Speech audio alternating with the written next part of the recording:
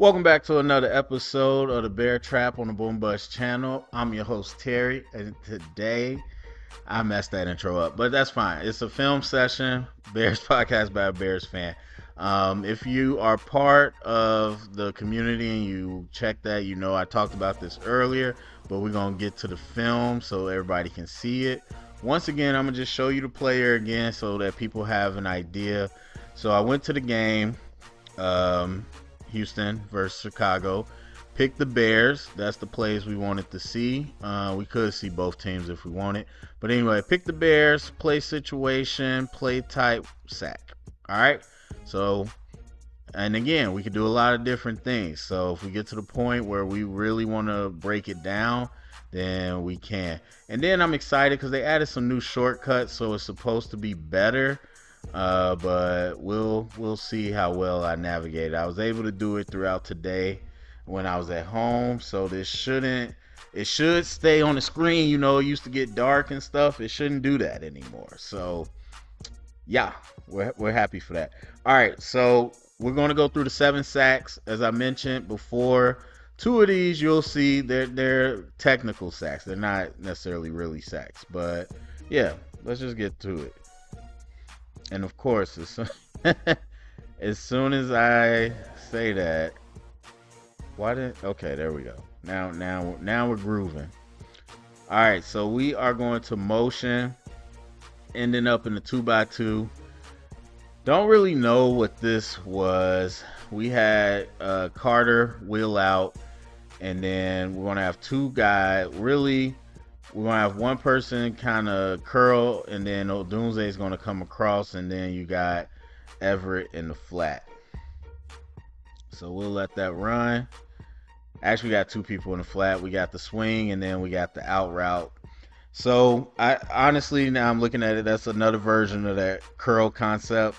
Well, hitches really usually, but now this is deeper. So we got 1 vertical. We got 2 deeper curls. We got an out. We got an outlet. I don't really like this. I wish we swung that way, but whatever. All right, so make sure I'm pushing these buttons right. There we go. So let's get to the top of the drop. Top of the drop. We can see obviously nothing's open yet. And then not too long after that, Caleb ends up getting sacked. So not a lot that he could have done there. So as far as the sack, we'll look at what happened. We get to the wide angle. The only thing they didn't change is I still got to go change the speed. But other than that, we're on pretty good time. So again, we saw the route combination. Now what you're going to see, they got 5 down. So they rush 5. Homer ends up leaving, but Everett chips on the edge, and still, I'll just say 5-on-5, but kind of more like 5-on-6. All right, so Everett chips on that edge, so we're fine. Braxton, he makes contact with his man, and then as you can see, as we play it,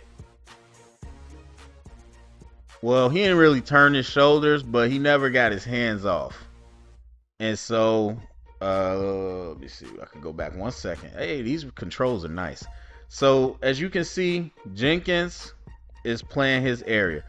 Let me just go from right here. There's 2 ways to really play this. As I said before, I'm an offensive line, or 2 common ways to play this. I'm an offensive line coach back in the day, so I've taught this many years. And the way we did it is essentially man-on-man or zone. That's the way to think of it. So if it's man-on-man, obviously that's self-explanatory. So if this guy cuts inside, I can turn and I can take him. I got to keep my feet in front.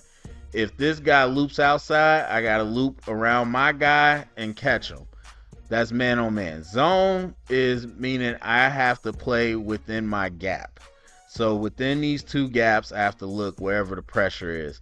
Pressure outside, I got to take that. If there's no pressure outside, I look inside. Now, when you have a running back or a chipper, that gives you an automatic license. So let's just say Homer is chipping on the edge. or really Everett, because we will see that later. Once I know the call that I have edge help, where's my first priority? Inside. So I could use my hand to post, as they say, because now I'm not turning my shoulders. I'm not chasing nothing. I'm staying pretty much square so I could play both. So if there's an edge threat, I can help out the chipper with this arm, but I'm mainly looking for something inside.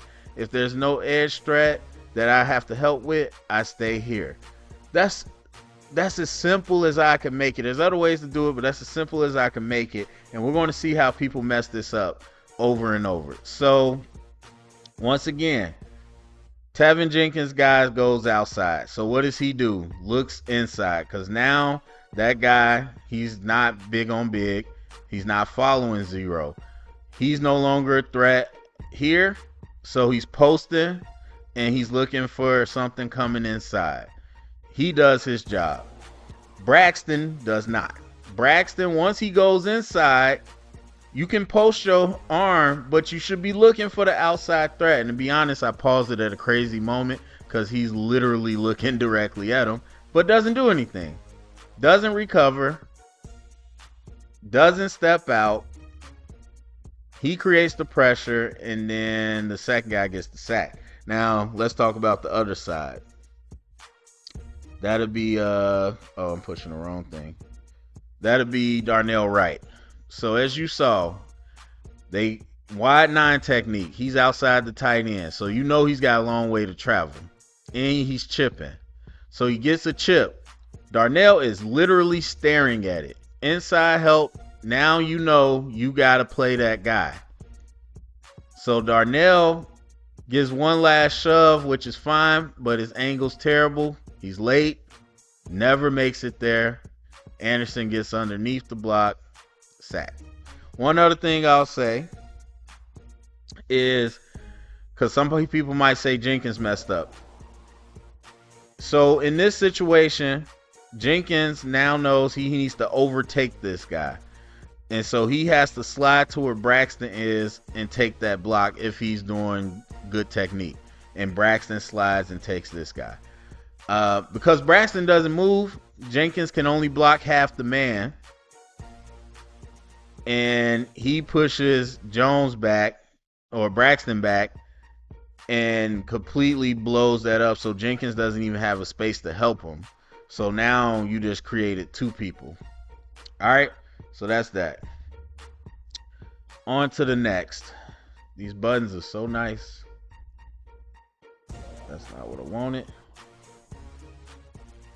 All right. I believe this is when Caleb got hit, but we'll see. So 2 in the backfield, 20 count of 20 personnel, 2 by 1.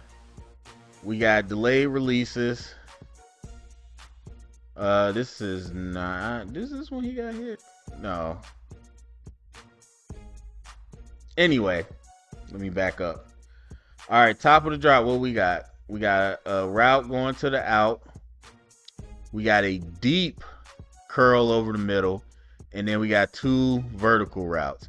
Actually, let me go back for those that didn't see. Let me go back even further. Odunze is going to cook. Now, this is a rookie Lassiter who showed good ball skills, but he cooked him on his double move. Boom, boom. He gone. Now, obviously, with the pressure we got, we're never going to see that. But I do want to say that it did definitely attack the post safety, because even though there's some pushing, you're essentially going to have DJ Moore run a flag route, and that pulls this safety. Now, even if the safety was over the middle, this double move, he's wide open. But because he has the free safety gets pulled to DJ, like this is more wide. Like now you could throw it anywhere in here, but obviously Caleb wasn't able to get to that. But overall, don't love this concept, because again, those vertical routes are probably never going to come into play. Like, unless you have some great protection, probably not. So then you're not going to get these 2. The deep over the middle is fine, but again, they're playing man free. They've been playing man free and cover 3 all game. So now man free, this guy's sitting and waiting. This curl route is easy for him to play. Even if you threw that with perfect timing, there's nothing you could get. This out route is an option. It's hard for defenders to go horizontal, which is why I talked about in the recap I wanted horizontal stuff, but these aren't great choices. And then we'll get to the actual pressure.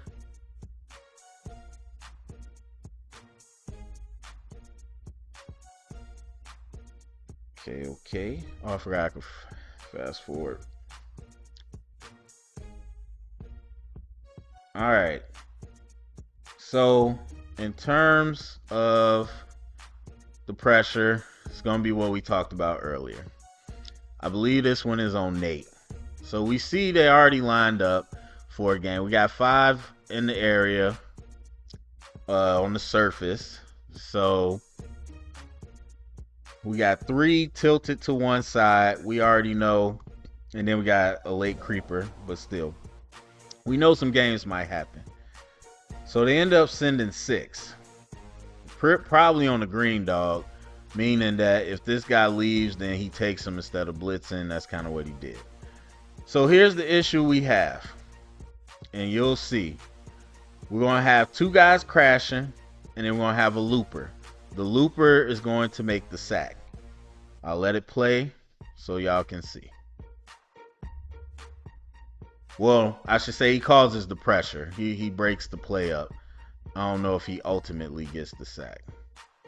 But that's where the play goes downhill. All right, so how did that happen? Same thing we talked about before. Now, this time, Homer is helping. He's helping Chip on the edge. So once again, if this guy comes on the edge as right, I know I got help to the outside. So I'm posting. If he comes, I could post the help, but I'm looking on my inside. That should be the same rule for Nate Davis.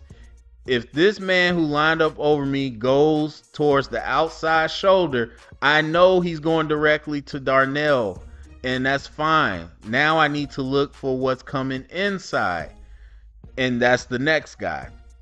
So if Nate Davis does his job, he picks this up, which allows Shelton to then pick up the looper. The problem is Nate completely turns his shoulders, so he can't help Shelton. So Shelton has to completely turn his shoulders because he's got no help. Otherwise, that guy's going straight to the quarterback. So now we have essentially 3 guys for 2 and 1 guy running free. Now, some people are going to say, well, what about that Petrie? Petrie is the last one. That's the quarterback's job. We pick up hat on the hat. Quarterback takes care of that because he's got no run fit anyway. For those that are curious. So if I come here and he comes here and he comes here, the only fit Petrie really has is either here or here where somebody already is. And so what they hope is somebody misses and he can come free. If he doesn't come free, that means somebody else got free. And that's what happens. So we're not worried about that guy. We're worried about these guys on the first line first. And everybody just, they don't do their job. Well, not everybody. Nate doesn't do his job, which then ruins it for the rest. All right. Now, this might be the play. Like, if you're not full screen, it tells you the results and the down and distance and all that, so that's nice. But full screen, you can't see anything. All right, so yeah, this is a play action, waggle. Let me see. Let me back it up so y'all can see. Very similar concept. We're gonna have a post, or not post, a flag. We're gonna have that flat kind of slip, and then we're gonna have a crosser over the middle. People see that, they call different things. You see that a lot. So typical play, but as you can see, I'll let it play. Linebackers don't react to the run at all. They get into their pass fits. Everybody's back in coverage. There's nowhere to go. So Caleb, this is, yeah, when he gets hit. Now, for me, throw this away because there is no space. There's no space to run. And it's first down, and you ain't getting that many yards anyway. So if you're going to run, get your 2 yards, dive, go down. You don't even got to slide. But Caleb says, I'm going to run, pulls up, and gingerly goes out of bounds. Now he knows he can't do that. Borderline. Now look, the hit is fine for me. It's how Zero reacted after that. Definitely should have been a flag, but as they said, New York can't call it, so that's fine. But anyway, we're gonna look up at close because again, this is a technical sack. Not really. Didn't need to be a sack. Not really on the O-line. So play action. DJ Moore trips, which throws off the timing. So now Caleb isn't looking there anymore because he's wide open. He's not looking. His eyes is at the sideline. So at this point, if I'm showing this film, throw this away, Caleb. We don't need this. And so because he pulled up, it's a sack. Otherwise, it would have just been a 1 yard gain. All right, what was that? 3 sacks. So it's 7 in total. We're getting there.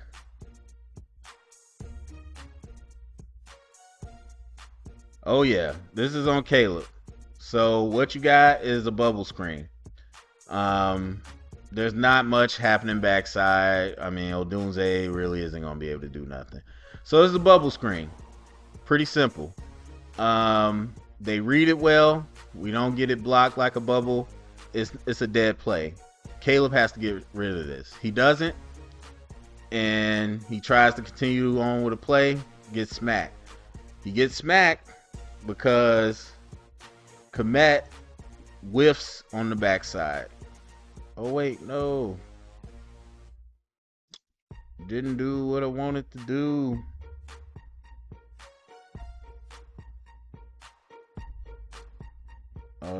This is not the play.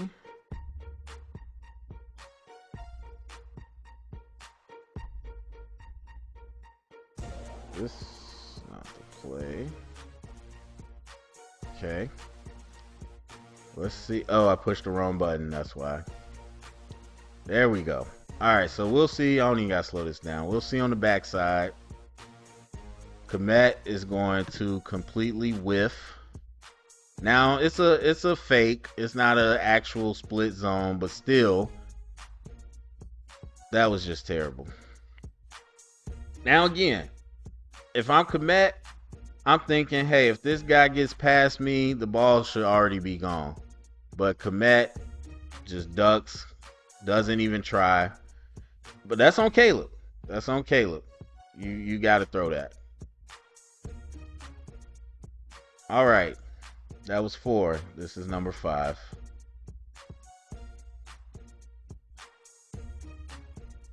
Okay. Now we see a whole bunch of people at the line. You can probably guess what's about to come. It's going to be another stunt. But let's look. Top of the drop. We got double slants. And backside, we're going to have a little clear out where we're going to run vertical. And then he's going to run a speed out. Don't hate this at all. Don't hate this at all. I like that pass concept. I like to attack different areas.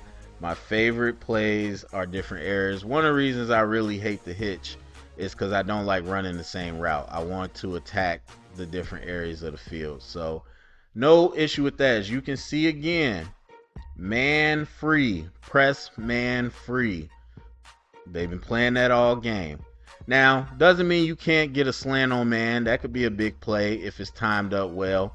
But nobody's super open. The speed out becomes open. And I believe this is like 2nd and 7 or something like that. But I'm not mad at the play. That's not the issue. We'll see where the issue comes. All right, so now we get on this O-line. As I said again, this time we got 6 people on the line. We got this extra blocker, so it's 6-on-6. So we should be able to block this. Now, what happens is what happens earlier. Oh, my bad. Just to a different person. So they ended up bringing all 6. Now, once again, it depends on what the rules are. So in this case, we got an outside help for the chipper. So again, Braxton, I know I got that. This guy's threatening my inside, so I got to take that. Now with Tevin, I could post to the outside if I have to, but I got to take whatever's coming inside. Tevin sees this guy going away, sees this guy going away. So what does he do? He goes to his inside as he's supposed to. Now, or to his outside, sorry. Now these two, there's the problem. We got 3 guys blocking 1 person. So Mario goes scot-free. So if we back this up and look at this again, step by step. All right. Again, outside help. Outside help, which means he's got outside help. So my eyes go inside. I could post if I need. Inside, I see somebody coming. This guy's not threatening me. So I'm ready to engage. He leaves. Okay, I get to the next guy. That's fine. Shelton. Help. Inside look. Okay, I got somebody coming inside. Let me take care of it. That's cool. Davis. This guy's going to my inside. Okay, I know I got Sheldon there, so what should I be doing? Looking for the looper. Completely commits. Drives him out, which is nice, but leaves a whole gap open. So once again, the stunts, and people say, oh, you know, they're late recognizing stunts. There's nothing to recognize if you just play the rules. I rarely see man on man, big on big. I rarely see it. Yeah, I just rarely see it. But that's self-explanatory. If it's not that, then we got to go with our zone rules. We called it sort protection, whatever you want to call it. You go to your rules. So again, we got the back helping out to the left. So on the left side, I know I got outside help, eyes inside, help outside, eyes inside, help outside, eyes inside, help outside, eyes inside, help outside, eyes inside. Or it flips once we get here, but you know what I mean. So to the left, there you go. Help to the left, eyes to the right of our offense. So Davis messes up there because once you help here, you still need to be ready to keep your eyes. Second time he doesn't do it. Sack. That's sack number 5. All right. Sack number 6. I believe this is on Caleb. Oh, yeah. So, as you're going to see, double screen. Bubble to the left. Tight end slip screen to the right. Daniil Hunter, I believe, he gets chipped by Komet, and then he holds on because he recognizes it's a screen, which is good by him. He sees Caleb is waiting, takes away that option. So instead of throwing it away, throwing the bubble, Caleb says, I'm going to run. Nothing there, slides early, that's a sack. So nothing much to see there. Again, that's a technical sack. So we'll go to the next play. All right. Speed. We got 2x2 out of the shotgun. We'll look at the pass concept just so we can see it. I mean, we've been at the top of the drop, but whatever. So we got a hitch here. Or, yeah, whatever you want to call it. Hitch, curl, curl. Not sure whatever was about to run. Probably a curl. So that concept that we've been talking about, where everybody just kind of curls up in space.